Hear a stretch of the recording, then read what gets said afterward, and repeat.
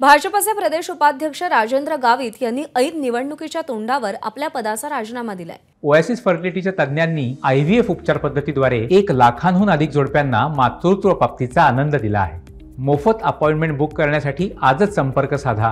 राजेंद्र गावित हे प्रदेश उपाध्यक्ष होते, मात्र त्यांनी विधानसभा निवडणुकीच्या तोंडावर राजीनामा दिल्यामुळे नंदुरबार जिल्ह्यात चर्चांना उधाण आलंय।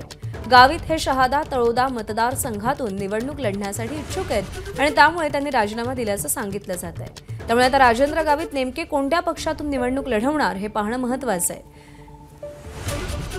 भिकेश पाटील आपले प्रतिनिधी सध्या आपल्यासोबत आहेत। भिकेश, राजेंद्र गावित यांनी राजीनामा देण्यामागचे नेमकं कारण काय आणि त्यांनी राजीनामा दिल्यामुळे तिथे भाजपला किती मोठा फटका बसू शकतो?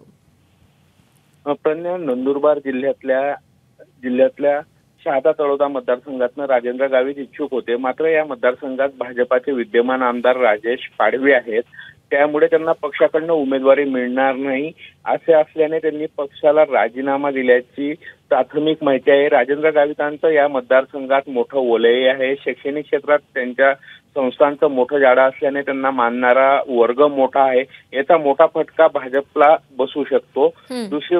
दुसरी गोष्ट नंदुरबार जिल्हा हा आदिवासी बहुल असल्याने भाजप आणि मित्रपक्षांनी धनगर आरक्षणाच्या बाबतीत घेतलेली भूमिका डोकेदुखी ठरत असल्याने राजेंद्र कुमार गावितांनी हे पाऊल उचलल्याचं सांगितलं जाते। ठीक, विकेश, धन्यवाद दिलेल्या माहितीसाठी। एबीपी माझा, उघडा डोळे बघा नीट।